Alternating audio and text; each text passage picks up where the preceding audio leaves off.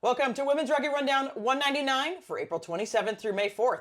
New Zealand closed out the HSBC Sevens season with a commanding World Championship win over Australia, while Canada secured bronze against the USA, and four teams, Brazil, China, Kenya, and Spain, earned their way into next year's Division 2 under World Rugby's newly launched three-tier sevens model. The format revamp has not been universally welcomed, with concerns raised about reduced access and impact on emerging nations. Canada also opened their Pacific Four Series title defense with a clutch win over the USA in front of a record crowd of 10,518, the largest ever for a women's rugby match in North America. The Wallaroos defeated Fijiana, and Uganda's first pro, Emily Lekuru, continues to blaze her own trail in Japan. We bring you all of this and more as we round up the global and premier competitions worldwide. I'm Wendy, here to bring you the latest in women's rugby. This is your Women's Rugby Rundown, and we're about to kick off. We'll start with Sevens news. The Black Ferns claimed the 2025 HSBC Sevens World Championship, beating Australia 31-7. Then Canada beat the USA 27-7 for bronze. World Rugby unveiled a revamped HSBC Sevens model featuring a three-tiered competition structure, an expanded 13-event calendar, and a streamlined promotion pathway. This is all their words. It's all aimed at boosting financial sustainability, global growth, and Olympic momentum ahead of LA 2028. But let's really break this down. It now moves into three levels, and fewer teams get to play in the top group. Division 1 is the main stage. It's 8 teams per gender, and they'll compete in 6 high-profile events with all the visibility, broadcast, and top-tier exposure. The core teams for the women: New Zealand, Australia, Canada, USA, Fiji, Great Britain, Japan, and France. Then in Division 2, it's the second tier, 6 teams per gender playing across 3 tournaments. Still competitive, but less spotlight, and we consider this essentially a stepping stone, not a destination. Qualified teams for that: Brazil, China, Kenya, Spain, with 2 additional teams to be confirmed. A lot of speculation of how those teams will be confirmed, some thinking they'll come from the final rankings of the grand final. Could see Ireland in there, or are we going to see a new team? We don't know yet. Then in Division 3, it's featuring teams that did not qualify for either of the other 2 tiers.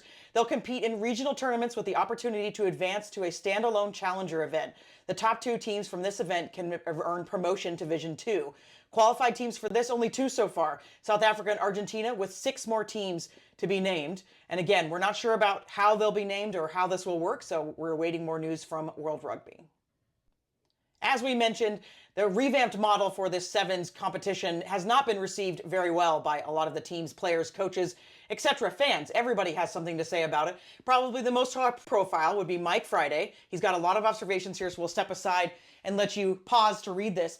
Other teams that spoke out were Kenya, talking about how on the eve of the tournament is when they released the model, and how that was really detrimental to their teams. So not knowing what it was going to look like or what it meant. Did it really mean that they were playing for promotion or not?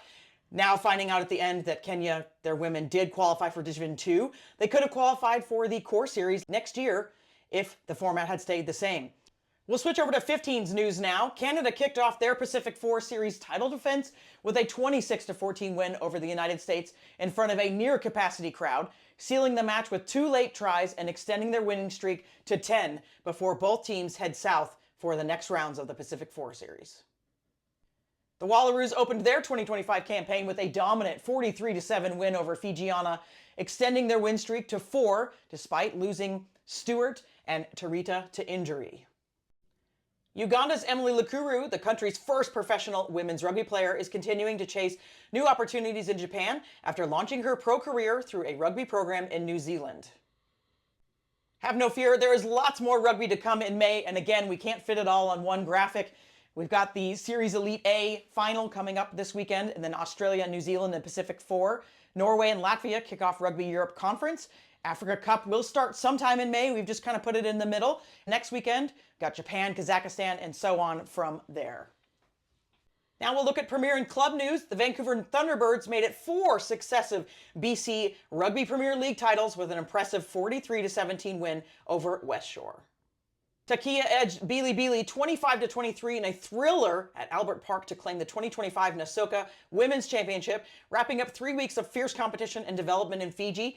And lots of coaches afterwards had some thoughts on this, saying that if we had regular competitions like this, they know that they've got domestic players that can move to the next level, but they need mechanisms to be able to identify them, and this type of competition would do that. Denver remains undefeated in WER after Week 7 as New York moves to second, Boston and the Breakers tied, and they're set to break that deadlock this weekend as they will face off. With 6 weekends left in this competition, you have to wonder if anyone's going to catch Denver. They will see New York in a couple of weeks, and then they'll again play Boston in a couple of weeks as well. So we'll have to see if anyone can catch them, but it is looking really tight in the middle of the table. Final brackets are set for the USA Club Women's Rugby National Championships taking place May 16th to 18th in Indianapolis. In D1, we've got Metropolis Valkyries. They qualified quite a bit ago in the Northern bracket, who plays in the fall. Nova won out this weekend. The Sharks won out a couple of weekends ago, and then Utah taking the Pacific seed. They will all play on Friday, May 16th, and you can watch on the Rugby Network. In D2, we know our teams as well. Grand Rapids Growlers out of the northern side, Phoenixville White House out of Atlantic, Tampa Bay Crew out of Gulf Coast, and Las Vegas out of Pacific. They will play on Saturday, and you can watch all the matches on the Rugby Network. In round 12 of the Uganda Premiership, Nile Rapids took a 20-0 walkover win over the Panthers. Black Pearls beat the Ewes 46-5, and the Thunderbirds defeated the Avengers 43-10. Black Pearls still at the top of the table, even though Lekuru has moved on. Brazil has announced another change to their women's competition. The Copa do Brasil will launch July 5th. Only 2 matches, basically semifinals, and the winners will meet in the championship in August. That does it for us. Always, of course, there is more news on our site at yscrugby.com. Never miss an episode of Women's Rugby Rundown by subscribing on Patreon, YouTube, Spotify, or your favorite social media platform.